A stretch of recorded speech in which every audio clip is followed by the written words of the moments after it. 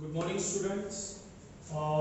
Lesson number 2 periodic classification of elements में से अब हम डिस्कस करने जा रहे हैं periodic trends in modern periodic table. ये लास्ट टॉपिक है इस लेसन का। तो अब मॉडर्न पीरियोडिक टेबल में एक ट्रेंड बनता है, अगर आप लोगों ने चेक किया होगा, फिर वो एटॉमिक नंबर का हो, वैलेंसी का हो, एटॉमिक साइज का हो या metallic and non metallic properties का हो, तो एक पर्टिकुलर ऑर्डर आपको देखने के लिए मिलता है, एक सीक्वेंस आपको देखने के लिए मिलता है, और वही ट्रेंड अब हम यहाँ पर डिस्कस करने जा रहे हैं। तो सबसे पहला ट्रेंड होता है वैलेंसी, और वैलेंसी ऑलरेडी हम लोगों ने इसके पहले भी डिस्कस किया है, पढ़ा है हम लोगों ने वैलेंसी क्या होता है। वैलेंसी की डेफिनेशन होती है combining capacity of an element, right, ये होती है वैलेंसी की definition, combining capacity of an element. और वैलेंसी के लिए हम लोगों ने क्या देखा है, वैलेंसी के लिए हम लोगों ने देखा है कि अगर आपको किसी भी एलिमेंट की वैलेंसी पता करना है तो उसकी वैलेंसी उसके नंबर ऑफ इलेक्ट्रॉन से आप पता कर सकते हो। आपको ये चेक करना पड़ता है कि उसके लास्ट ऑर्बिट में कितने नंबर ऑफ इलेक्ट्रॉन है, उसके लास्ट ऑर्बिट में जितने भी नंबर ऑफ इलेक्ट्रॉन्स होंगे उन नंबर ऑफ इलेक्ट्रॉन्स के अकॉर्डिंग आप उसकी वैलेंसी फाइंड आउट कर सकते हो। तो अगर मैं मॉडर्न पीरियोडिक टेबल की बात करूं, और modern periodic table from left to right अगर मैं जाता हूं, मेरे लेफ्ट में हमेशा कौन होना चाहिए, मेरे लेफ्ट में होना चाहिए हाइड्रोजन, और मेरे राइट में हमेशा होना चाहिए हीलियम, राइट। अगर मैं लेफ्ट टू राइट जाता हूं तो आपको हमेशा वहां पर एक ट्रेंड देखने के लिए मिलेगा। यहां से अगर मैं शुरू करता हूं, वैसे हाइड्रोजन की अगर मैं बात करूं तो आपको 1 मिलेगा, हीलियम की अगर मैं बात करूं तो 0 मिलेगा। फिर हाइड्रोजन के नीचे ही आपको देखने के लिए मिलता है लिथियम, लिथियम के बाद होता है बेरिलियम, उसके बाद होता है बोरॉन, फिर होता है कार्बन, फिर होता है नाइट्रोजन, फिर होता है ऑक्सीजन, फिर होता है फ्लोरीन, और फिर होता है नियॉन, है ना। तो ये हो गया पूरा लेफ्ट टू राइट। तो अगर आप वैलेंसी को चेक करते हैं in modern periodic table, valency का अगर आप ट्रेंड चेक करते हैं मॉडर्न पीरियोडिक टेबल में, तो वैलेंसी आपको पहले तो इंक्रीजिंग ऑर्डर में मिलेगी, आप चेक कर सकते हैं 1 2 3 4, और उसके बाद जैसे ही 4 तक मैक्सिमम वैलेंसी होगी उसके बाद फिर से और एक बार डिक्रीजिंग ऑर्डर में वो आपको देखने के लिए मिलेगी। ऐसा आपको हर एक पीरियड में मिल सकता है, ऐसा हर एक पीरियड में होता है जब भी हम वैलेंसी की बात करते हैं। तो ये सबसे पहला ट्रेंड है इन मॉडर्न पीरियोडिक टेबल, कौन सा, वैलेंसी का। तो जब भी आप वैलेंसी को चेक करेंगे तो इस तरीके का ट्रेंड आपको देखने के लिए मिलेगा, ठीक है। तो ये सबसे पहला ट्रेंड था। अब सेकेंड ट्रेंड की हम बात करते हैं, और सेकेंड जो ट्रेंड होता है उस सेकेंड ट्रेंड को हम कहते हैं एटॉमिक साइज। बिल्कुल न्यू कंसेप्ट है, इसके ऊपर क्वेश्चन भी आता है, what is atomic size, atomic size क्या होता है वो भी हमें बताना पड़ता है। तो सबसे पहले ये जानते हैं what is atomic size. So atomic size is the distance between nucleus and outermost shell। क्या लिखा हमने, atomic size is the distance between nucleus and outermost shell. हम लोगों ने एटॉमिक स्ट्रक्चर देखा है और एटॉमिक स्ट्रक्चर आपने ड्रॉ भी किए हो, और जब हम एटॉमिक स्ट्रक्चर को ड्रॉ करते हैं तो आपको डिस्टेंस कैलकुलेट करना है न्यूक्लियस और आउटरमोस्ट शेल के बीच का। आउटरमोस्ट शेल का मतलब क्या होगा, लास्ट शेल। फॉर एग्जांपल हम एटॉमिक स्ट्रक्चर ड्रॉ करते हैं हाइड्रोजन का। What is the atomic number of hydrogen, hydrogen having atomic number 1, और इसके अकॉर्डिंग इसका एटॉमिक स्ट्रक्चर ड्रॉ करते हैं। सबसे पहले होना चाहिए न्यूक्लियस, न्यूक्लियस के बाद होना चाहिए फर्स्ट ऑर्बिट। एटॉमिक नंबर कितना है, 1, तो 1 इलेक्ट्रॉन आपको यहाँ पे शो करना पड़ेगा। तो हाइड्रोजन का एटॉमिक साइज क्या है, then the distance between nucleus and outermost shell, this is the atomic size, ठीक है। और एटॉमिक साइज को पता करने का दूसरा सिंपल तरीका है एटॉमिक रेडियस, कि आपको एटॉमिक रेडियस पता होना चाहिए, एटॉमिक रेडियस। तो ये जो डिस्टेंस हमारा होता है, इस डिस्टेंस को ही हम कहते हैं एटॉमिक रेडियस। तो सिंपली आप लोग ये कह सकते हैं ऐसे जितने भी एलिमेंट जिसका एटॉमिक रेडियस बड़ा होता है उसका एटॉमिक साइज भी क्या होना चाहिए, इंक्रीज होना चाहिए, और जिसका एटॉमिक रेडियस कम होता है उसका एटॉमिक साइज भी क्या होना चाहिए, कम होना चाहिए। और एक एग्जांपल लेते हैं हाइड्रोजन के साथ, सेकंड एग्जांपल लेते हैं सोडियम का। Sodium symbol is Na, atomic number is 11। इसका एटॉमिक स्ट्रक्चर बनाता हूं। सबसे पहले आप ड्रॉ करेंगे न्यूक्लियस, न्यूक्लियस के बाद आप ड्रॉ करेंगे फर्स्ट ऑर्बिट। फर्स्ट ऑर्बिट में आपको शो करना पड़ेगा 2 इलेक्ट्रॉन। आफ्टर दैट आपको ड्रॉ करना पड़ेगा सेकेंड ऑर्बिट। सेकेंड ऑर्बिट में 1 2 3 4 5 6 7 एंड 8 लास्ट ऑर्बिट, और लास्ट ऑर्बिट में आपको शो करना पड़ेगा 1 इलेक्ट्रॉन। तो ऐसे दो अलग अलग एग्जांपल हमारे पास है, एक है हमारे पास हाइड्रोजन, एक है हमारे पास सोडियम। अगर मैं हाइड्रोजन के एटॉमिक साइज की बात करूं तो एटॉमिक साइज के पहले आपको क्या कैलकुलेट करना पड़ेगा, आपको कैलकुलेट करना पड़ेगा एटॉमिक रेडियस। तो ये हुआ हाइड्रोजन का एटॉमिक रेडियस। बिल्कुल वैसे ही अगर मैं सोडियम के एटॉमिक रेडियस की बात करूं तो ये जो डिस्टेंस है ये डिस्टेंस हो गया सोडियम का एटॉमिक रेडियस। अब क्लियरली आप चेक कर सकते हो हाइड्रोजन और सोडियम इन दोनों में से किसका एटॉमिक रेडियस ज्यादा है, सोडियम का, और जिसका भी एटॉमिक रेडियस ज्यादा है उसका एटॉमिक साइज भी क्या होना चाहिए, ज्यादा होना चाहिए। तो हाइड्रोजन और सोडियम की अगर मैं बात करता हूं तो इन दोनों में से आपको किसका एटॉमिक साइज ज्यादा मिलेगा, आपको मिलेगा सोडियम का एटॉमिक साइज। ठीक है, तो ये जो एटॉमिक साइज है अगर आप पीरियड में देखते हैं, पीरियड में अगर आप चेक करेंगे from left to right, from lithium to neon अगर आप लोग चेक करेंगे तो ये जो एटॉमिक साइज है ये एटॉमिक साइज आपको इंक्रीज होते हुए नजर आएगा। ये आप समझ भी सकते हो। ठीक है, हर एक पीरियड की अगर मैं बात करूं, हर एक पीरियड में अगर आप लोग देखेंगे तो आपको एटॉमिक नंबर इंक्रीज होते हुए नजर आएगा, लेकिन उसकी जो ऑर्बिट है, उसकी जो आउटर मोस्ट ऑर्बिट है वो आउटर मोस्ट ऑर्बिट हमेशा आपको वहां पर फिक्स ही नजर आएंगी। एग्जांपल हम लोग लेते हैं फिर से और एक बार, एग्जांपल से आपको और अच्छे तरीके से क्लियरली आपको समझ में आएगा।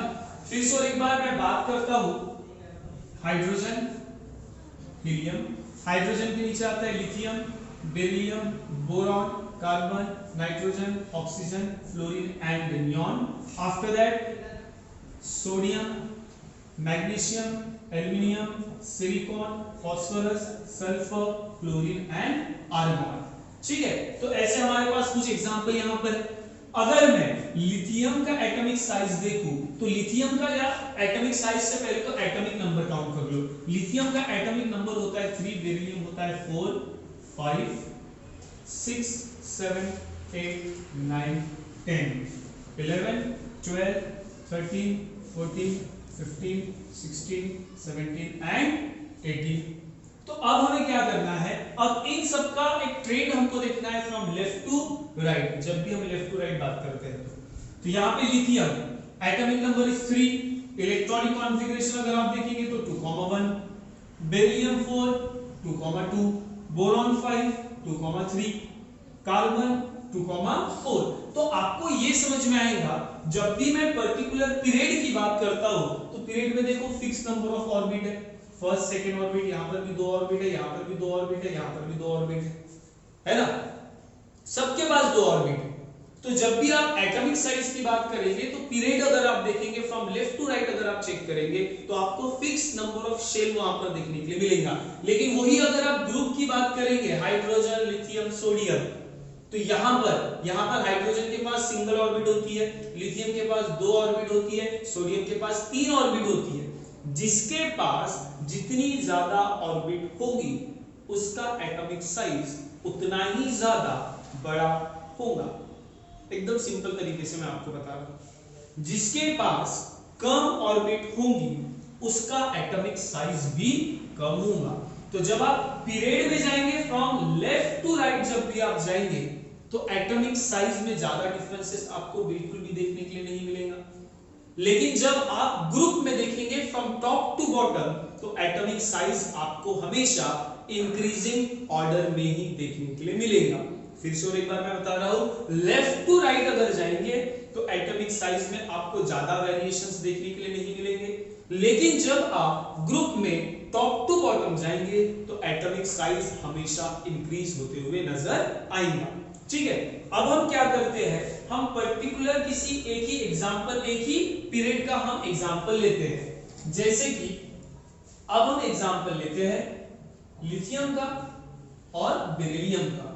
Lithium atomic number is 3, electronic configuration 2,1, beryllium atomic number is 4, electronic configuration 2,2। अब ये समझना बहुत ज्यादा जरूरी है। लिथियम का एटॉमिक स्ट्रक्चर ड्रॉ करते हैं, न्यूक्लियस, उसके बाद first orbit containing 2 electrons, second orbit draw करना है, सेकेंड ऑर्बिट में 1 इलेक्ट्रॉन। ठीक है, बिल्कुल वैसे ही बेरिलियम, सबसे पहले न्यूक्लियस के बाद फर्स्ट ऑर्बिट में 2 इलेक्ट्रॉन आएंगे, उसके बाद सेकेंड ऑर्बिट आप ड्रॉ करेंगे तो वहां पर भी कितने इलेक्ट्रॉन्स आएंगे, 2 इलेक्ट्रॉन्स आएंगे। ठीक है, अब मैंने क्या कहा आपको, एटॉमिक साइज फाइंड आउट करने का सबसे सिंपल और आसान तरीका क्या है, जिसके पास जितने ज्यादा ऑर्बिट रहेंगे उसका साइज बड़ा रहेगा, ये मैंने आपको बताया। ठीक है, या दूसरा और एक पॉइंट मैंने क्या बताया, calculate find out the distance between nucleus and orbit. इसका डिस्टेंस और इसका डिस्टेंस अगर मैं देखता हूं तो दोनों का डिस्टेंस सेम है। दोनों का डिस्टेंस इसलिए सेम है क्योंकि दोनों के पास सेम नंबर ऑफ ऑर्बिट है।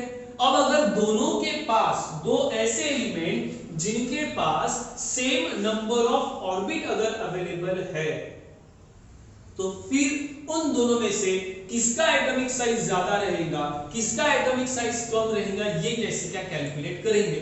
तो बहुत सिंपल है, याद रखो लिथियम और बेरिलियम, देखो मैंने दोनों एग्जांपल फिक्स पीरियड के लिए, दोनों के पास दो ऑर्बिट है, इसके पास भी 2 ऑर्बिट है, इसके पास भी 2 ऑर्बिट है। तो अब अगर मुझे बताना है कि दोनों में से एटॉमिक साइज किसका बड़ा है तो मेरा आंसर रहेगा लिथियम। अब आप बोलेंगे सर ऐसा क्यों? अब अगर दोनों एलिमेंट के पास अगर सेम नंबर ऑफ ऑर्बिट हो तो उस वक्त आपने क्या करना है, उस वक्त आपने ये देखना है कि किसके लास्ट ऑर्बिट में ज्यादा इलेक्ट्रॉन है। तो मैंने देखा लिथियम के लास्ट ऑर्बिट में 1 है और बेरिलियम के लास्ट ऑर्बिट में 2 है। न्यूक्लियस क्या करता है, न्यूक्लियस हमेशा लास्ट ऑर्बिट में जो इलेक्ट्रॉन्स होते हैं उनको अपने तरफ अट्रैक्ट करने का काम करता है और उस प्रॉपर्टी को हम लोग कहते हैं न्यूक्लियर पुल। तो याद रखिएगा, जिसके लास्ट ऑर्बिट में रहेंगे ज्यादा इलेक्ट्रॉन, न्यूक्लियस उन इलेक्ट्रॉन को अपने तरफ ज्यादा खींचेगा तो ऑर्बिट तो उतने ही रहेंगे लेकिन वो थोड़ा सा क्या हो जाएगा, कॉम्पैक्ट हो जाएगा, सिकुड़ जाएगा। और इसीलिए क्योंकि बेरिलियम के पास 2 इलेक्ट्रॉन है तो न्यूक्लियस का पुल इन दोनों के पास ज्यादा रहेगा और इसीलिए इसका साइज थोड़ा सा कम हो जाएगा और लिथियम का साइज बड़ा रहेगा। फिर से और एक बार, दोनों के पास सेम नंबर ऑफ ऑर्बिट है, अगर दोनों के पास सेम नंबर ऑफ ऑर्बिट हो तो आपको ये चेक करना है कि क्या उन दोनों एलिमेंट के लास्ट ऑर्बिट में कितने इलेक्ट्रॉन्स हैं। जिसके भी लास्ट ऑर्बिट में ज्यादा इलेक्ट्रॉन्स रहेंगे उसका साइज हो जाएगा कम और जिसके भी लास्ट ऑर्बिट में कम इलेक्ट्रॉन्स रहेंगे उसका साइज हो जाएगा ज्यादा। ठीक है, ये बात मैं आपको बार बार रिपीट कर रहा हूं। आपको example model periodic table check करना है और मैंने ऐसे जितने भी एग्जांपल, जैसे मैंने 2 एग्जांपल दिया लिथियम और बेरिलियम का, ऐसे और भी अलग अलग एग्जांपल आप लोग ले सकते हो और चेक कर सकते हो। और 2 एग्जांपल मैं आपके सामने रखता हूं, उससे आपके और कांसेप्ट क्लियर हो सकते हैं। हम एग्जांपल लेते हैं sodium, atomic number is 11, electronic configuration is 281। उसके बाद magnesium Mg, atomic number is 12, electronic configuration 282। दोनों का एटॉमिक स्ट्रक्चर ड्रॉ करो। फर्स्ट 2, सेकेंड में आपको रखना है 8, 3, 4, 5, 6, 7 एंड 8। उसके बाद थर्ड में आपको रखना है 1। ये हुआ sodium. Now magnesium, first 2, second में आपको रखना है अगेन 8 और लास्ट ऑर्बिट जो है सोडियम मैग्नीशियम का, इसमें रखना है 2। ठीक है, अब आपको चेक क्या करना है, आप अगर सोडियम और मैग्नीशियम दोनों के एटॉमिक स्ट्रक्चर को देखेंगे तो आपको समझ में आएगा दोनों के पास 3 ऑर्बिट्स है। अब जब दोनों एलिमेंट्स के पास सेम नंबर ऑफ ऑर्बिट है तो हम कैसे क्या पता करेंगे कि सोडियम का एटॉमिक साइज बड़ा है कि मैग्नीशियम का? और मैं क्लियरली आपको ये बता दूं कि सोडियम का एटॉमिक साइज बड़ा है और मैग्नीशियम का एटॉमिक साइज कम है। क्यों? ये पता करने के लिए आपको उसकी लास्ट ऑर्बिट देखनी पड़ेगी। सोडियम के लास्ट ऑर्बिट में कितने इलेक्ट्रॉन्स है? 1। मैग्नीशियम के लास्ट ऑर्बिट में कितने इलेक्ट्रॉन्स है? 2। और अभी मैंने आपको क्या बताया कि अगर ऐसे एलिमेंट जिनके पास नंबर ऑफ ऑर्बिट सेम हो और उनका अगर एटॉमिक साइज आपको पता करना है तो उसके लिए उसकी लास्ट ऑर्बिट देखो। जिसके लास्ट ऑर्बिट में ज्यादा इलेक्ट्रॉन उसका एटॉमिक साइज कम, और जिसके लास्ट ऑर्बिट में कम इलेक्ट्रॉन उसके एटॉमिक साइज ज्यादा। तो सोडियम के पास 1 इलेक्ट्रॉन है, मैग्नीशियम के पास 2 इलेक्ट्रॉन है लास्ट ऑर्बिट में, इसके पास 2 इलेक्ट्रॉन है, इसलिए मैग्नीशियम का साइज हो जाएगा छोटा और सोडियम का साइज हो जाएगा बड़ा।